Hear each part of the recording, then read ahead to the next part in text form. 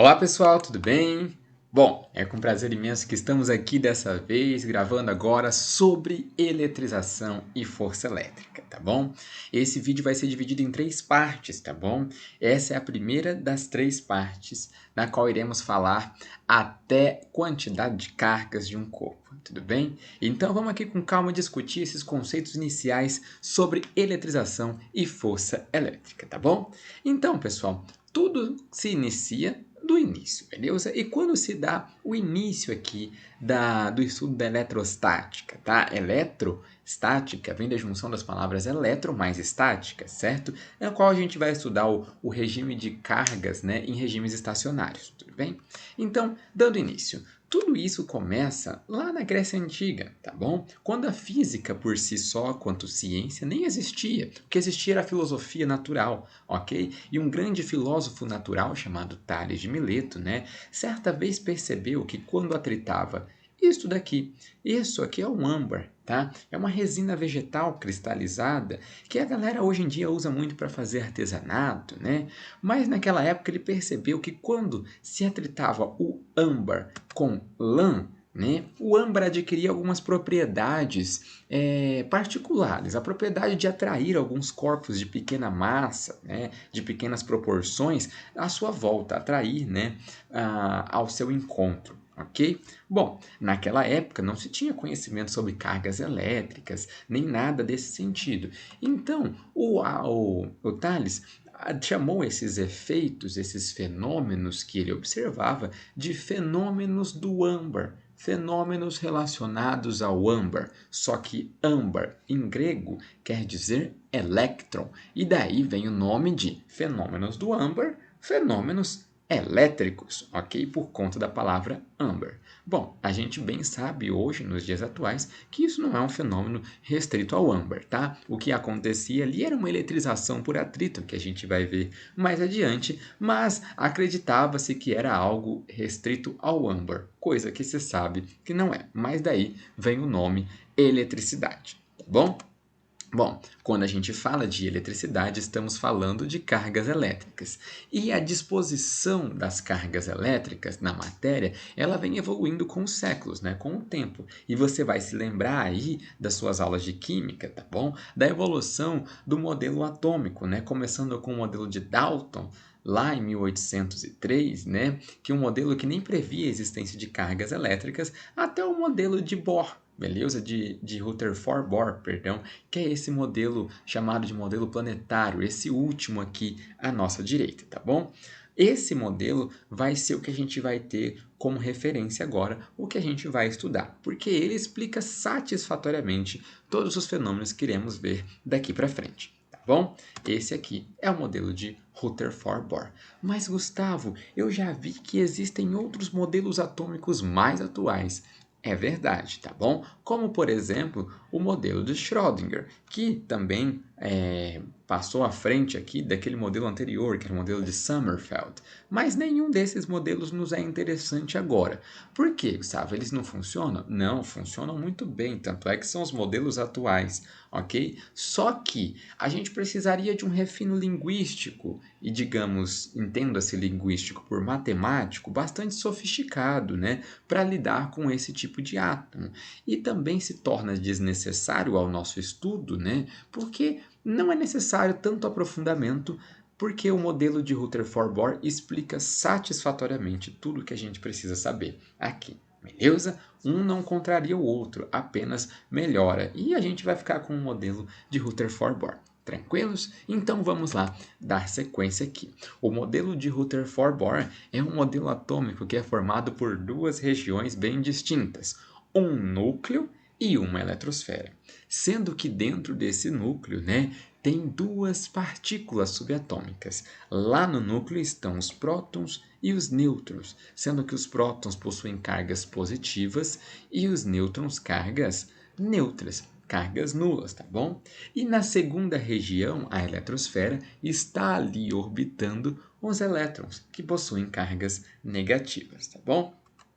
Quanto a esse modelo, eu sempre gosto de colocar essa animação aqui para a gente entender mais ou menos como estaria acontecendo na prática, ok?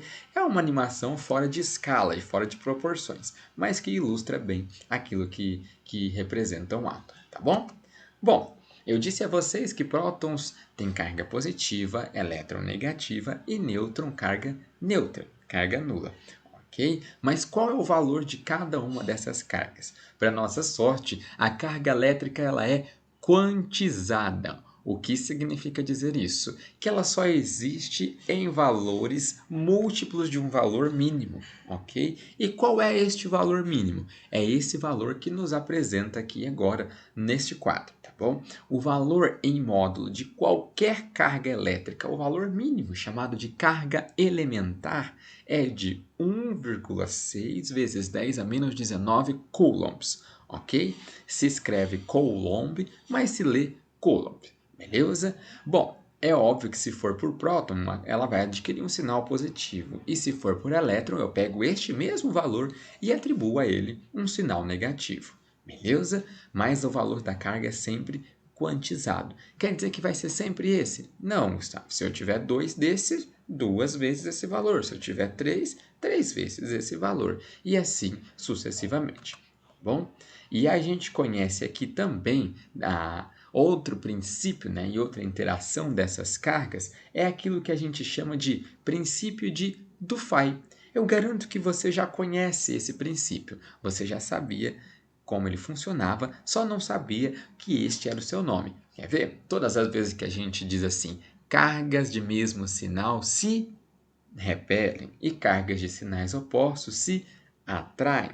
Este é o princípio de Dufay enunciado, ok? Esse entendimento já nos acompanha, né? Desde talvez a infância, aquela velha frase de que os opostos se atraem, né? Que a galera brinca com o seu entendimento filosófico acerca disso, mas é um enunciado físico, que os opostos se atraem no sentido de cargas elétricas, tá bom? Então ali está o princípio de Dufay enunciado. Todas as vezes que eu colocar cargas de mesmo sinal próximas de si, elas vão sofrer uma força de repulsão. E todas as vezes que essas cargas próximas forem de sinais opostos, elas vão sofrer uma força de atração. Detalhe, a gente não aprendeu ainda a calcular a intensidade dessa força, que veremos mais adiante com a lei de Coulomb. Beleza? Mas a gente já sabe direcionar se a força vai ser de atração ou de repulsão, sabendo apenas, né, o sinal dessas cargas envolvidas. Beleza? Quanto à natureza de corpos, só existem duas possibilidades para corpos se caracterizarem eletricamente. Ou um corpo está neutro, ou um corpo está eletrizado. O que significa estar neutro e o que significa estar eletrizado? Bom, esse símbolo, apesar de estranho, diferente e para alguns pouco comum, não existe complicação nenhuma, tá bom? É uma linguagem matemática, é uma letra grega chamada sigma, que representa para nós somatório, tá bom? Então ali, quando diz que um corpo neutro, quando diz que um corpo é neutro, o que está dizendo para nós? Diz que se eu somar, né, se eu fizer o somatório de todas as cargas que carga estou representando pela letra Q, tá bom? Se eu somar todas as cargas que atuam em um corpo e der um resultado igual a zero, isso implica para mim que esse corpo está neutro. Como assim, Gustavo? Bom, peguemos um exemplo bobo. Finja que eu tenho um corpo que tem 3 elétrons e 3 prótons, beleza? Atribua sinal positivo a prótons e sinal negativo a elétrons. 3 prótons, positivo, com 3 elétrons, negativo, faça essa soma, mais 3, menos 3, isso dá 0. Então, eu garanto que esse corpo está neutro, ok? Mas e se eu fizer esse somatório e der qualquer valor que não seja 0, um valor diferente de 0? Exemplo, eu tenho um corpo com 5 prótons e 3 elétrons. Então, eu vou pegar mais 5 somados com menos 3, que elétrons atribui sinal negativo, mais 5 menos 3, isso dá mais 2. 2 positivo é diferente de 0, ok? Então esse corpo está eletrizado positivamente. Mas e se fosse o contrário? 5 elétrons e 3 prótons. Então eu teria menos 5, né? Mais 3, isso nos dá um valor de menos 2, ok?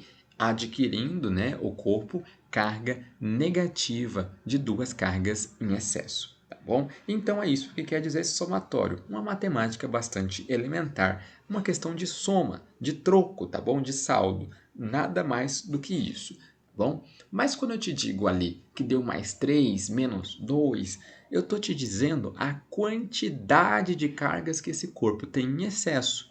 A gente não sabe ainda qual é o valor dessa carga, mas isso é muito simples de descobrir também, ok? Através desta equação aqui.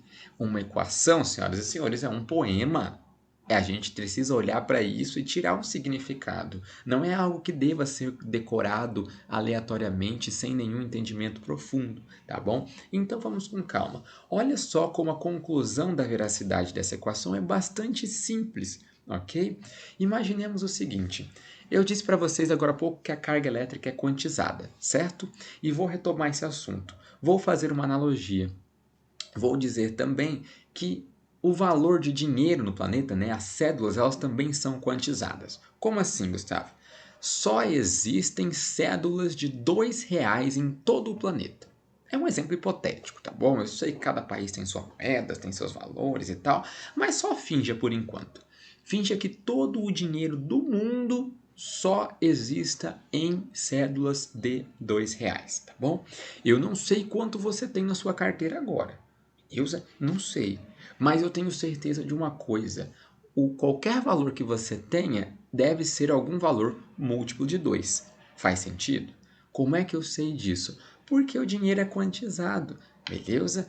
Tem como você ter R$ 3 na sua carteira? Não. Ou você tem 2, ou você tem 4. Da mesma forma, não tem como você ter R$ 5. Beleza? Ou tem 4 ou tem 6. Porque só existe valor de dinheiro, né, sendo múltiplos de R$ 2. Tudo bem? Faz sentido?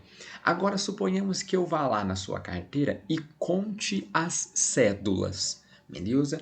Você tem 3 cédulas. Você tem 3 cédulas. Eu fiz o somatório, deixa eu voltar aqui um slide, ó. Eu fiz o somatório das suas cédulas, eu fui lá, contei, somei ela e deu 3 cédulas. Isso diz para mim o valor que você tem na sua carteira? Não, isso só diz a quantidade de cédulas. Beleza? Ok. Como é que eu vou saber quanto que você tem na sua carteira em valor? Ora, se você tem 3 cédulas e cada cédula eu tenho certeza que é de R$ 2, porque só existe isso no planeta, então 3 cédulas vezes o valor de cada uma delas, que é R$ 2, isso dá para você um valor de R$ 6, ok? Exemplo bobo como esse é assim que se procede nesta equação, pessoal. Nada de diferente, ok? A ideia é a seguinte: bom, eu tenho, por exemplo, no planeta só valores de carga, porque a carga é quantizada, né? Só existe este valor de carga no universo, que é a chamada carga elementar, e ela vale 1,6 vezes 10 a menos 19 Coulomb, podendo ser positiva ou negativa. Não se importe com o sinal por enquanto, beleza? Só existe este valor de carga. Se eu quiser saber quanto que é o valor da carga que tem neste corpo, basta que eu pegue, né, a quantidade de cargas que eu tenho em excesso, eu faço o somatório. Vamos supor que tenha 3 cargas em excesso positivas, beleza? 3 vezes o valor de cada carga, que é 1,6 vezes 10 a menos 19, dá 4,8 vezes 10 a menos 19. Então esse é o valor da carga desse corpo. Ok? Uma coisa é a quantidade de cargas, outra coisa é o valor. Se esse corpo tiver 4 cargas, 4 vezes 1,6 vezes 10 a menos 19. Se ele tiver 2 cargas em excesso, 2 vezes 1,6 vezes 10 a menos 19 coulombs. O mais difícil é trabalhar com esse 1,6 vezes 10 a menos 19, mas a ideia é simples. Faz sentido? É a quantidade vezes o valor de cada uma dessas cargas. Aí, ao final, você atribui o valor negativo se ele tiver cargas negativas em excesso e positiva caso as cargas em excesso sejam positivas, ok? Era isso que a gente tinha para exemplificar aqui no nosso primeiro vídeo, ok, pessoal? Sigamos aí para o segundo, pelo carinho e atenção de vossas senhorias. Muito obrigado e até a próxima. Um grande abraço.